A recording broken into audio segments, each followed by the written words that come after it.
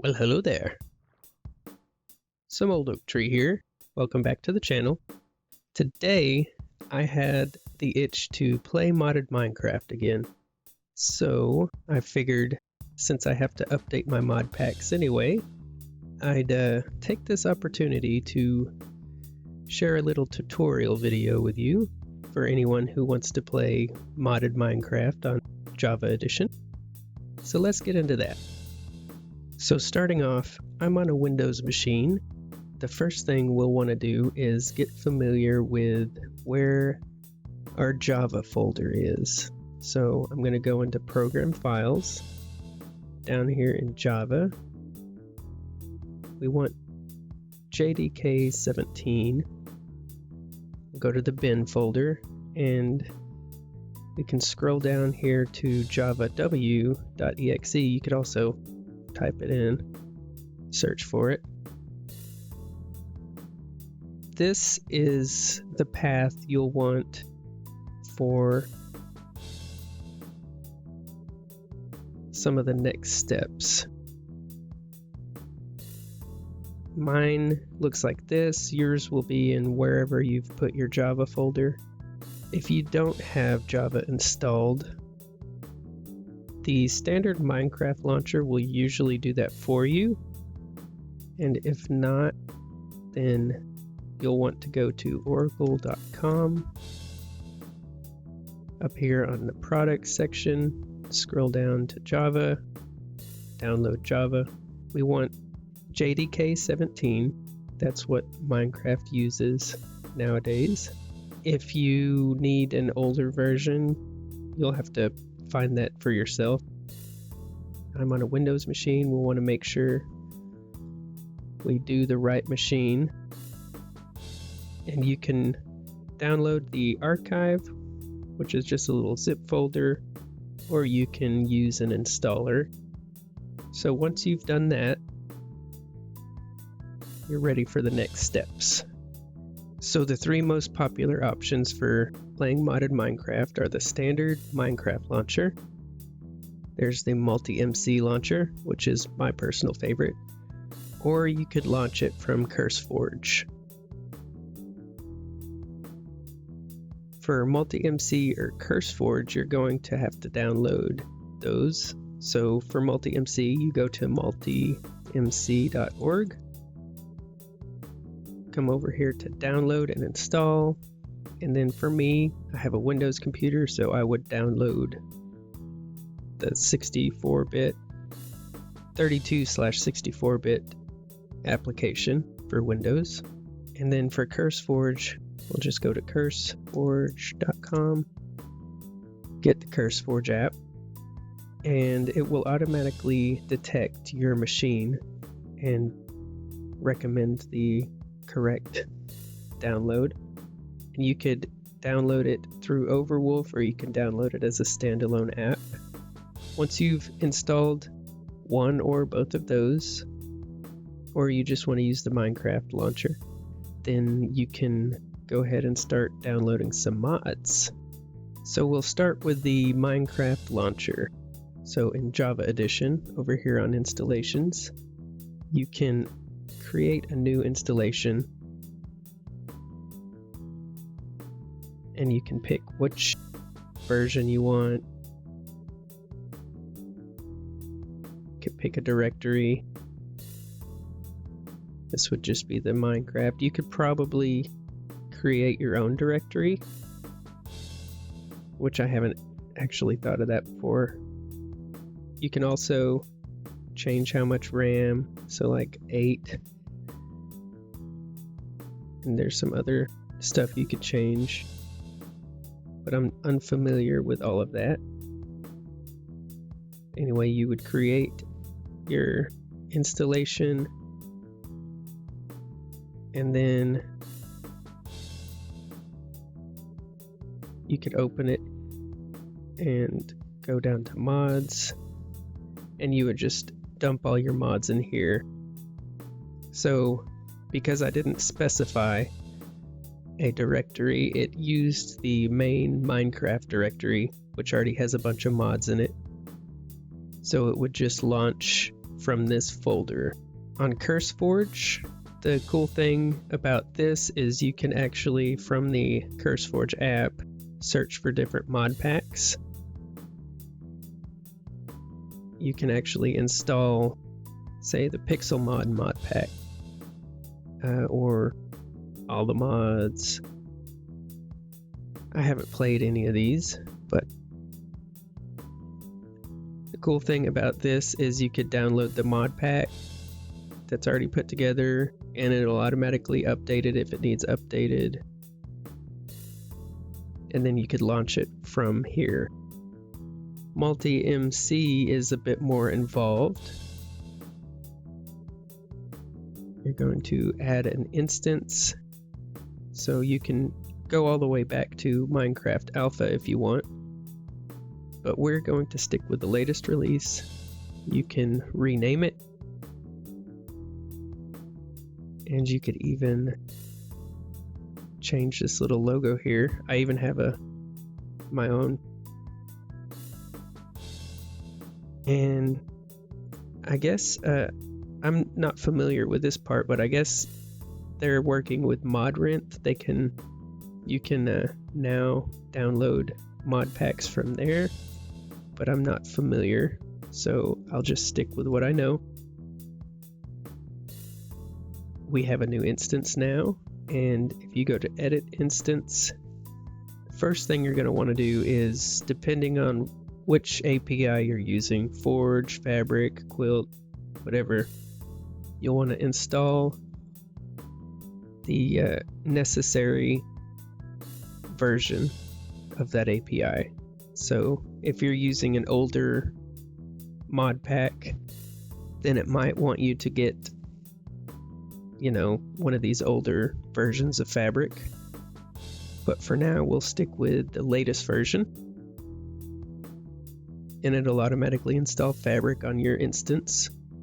And then the mods will go in here, and you can add them,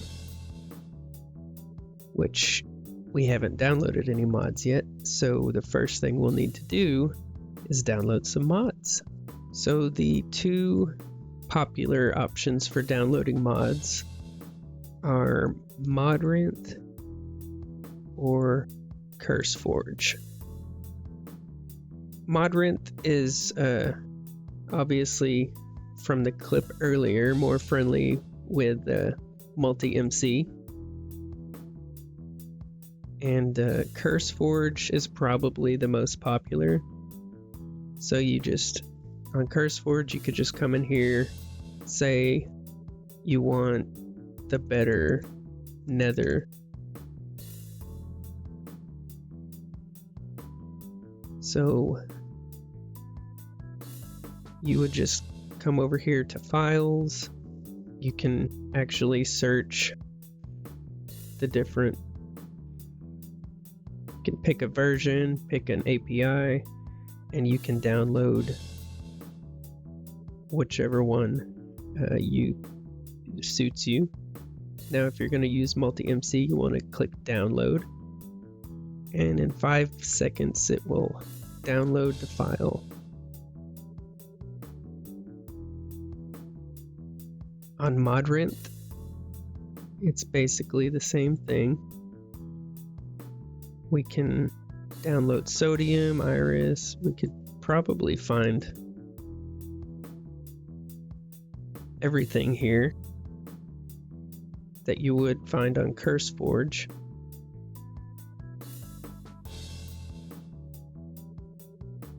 So you would find the version. You could also filter by a Minecraft version, filter by release. Here we have Better Nether, download.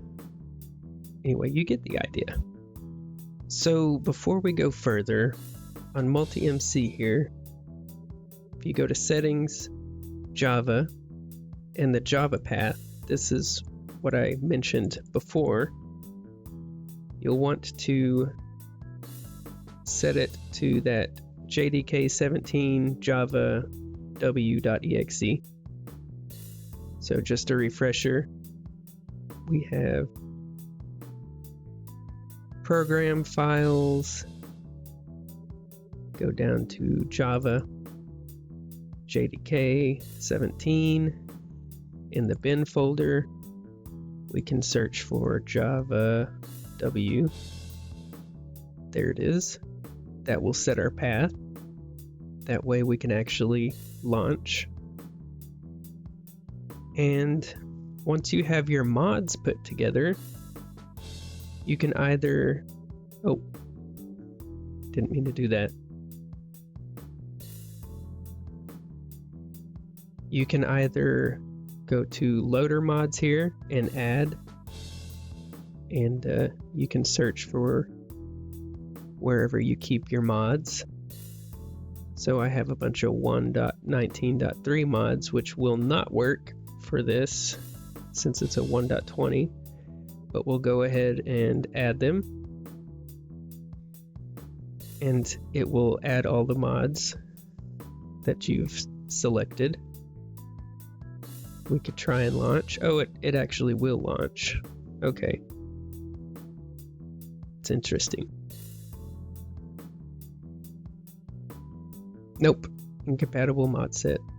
So if you have an incompatible set, it will pull this up. Or if you have noticed that when you... maybe it does launch, but it seems like a bunch of your mods are missing, you might double check your mods folder.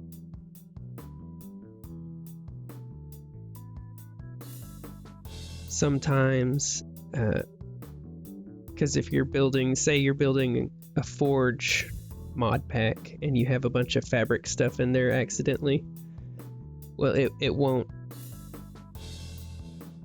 even read those. It will ignore them, and so you'll want to make sure you've got the Forge version, and vice versa. If you have Forge mods in a fabric pack, then it will ignore those as well, but it'll still launch. So you'll just want to double check and make sure that you have the right mod for whichever API it calls for. So once you have your mods, you could also add some resource packs, shader packs. You can import worlds. You could also link some servers, I'm sure. You could also, and you might want to, allocate more memory depending on how much your mod pack will probably need. So some of these more taxing mod packs I put together, I like to add more memory allocation so that they run smoother. Some of the lighter mod packs won't require as much, but like with the better nether, better end, all that stuff, I like to add a little bit more memory. And you're basically ready to launch at that point. Once you've crossed all your T's and dotted all your I's, it will give you some feedback. And some of this yellow and red text isn't necessarily good, but it won't prevent your mod pack from launching. It just may be indicative of issues you might run into. I think a lot of times, especially with this yellow text, it's like, hey, we're looking for this, but it's not there, so we're going to do this instead. But I actually don't know enough about it to say for sure. But once it works through all the processes, it will launch.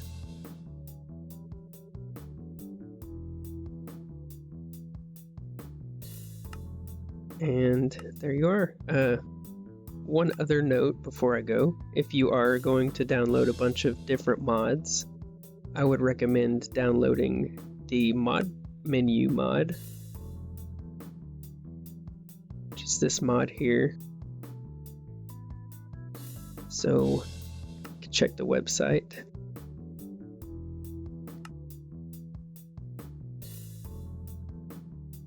It's just going to take us to the CurseForge. So the mod menu will actually let you look through and configure all your mods in-game.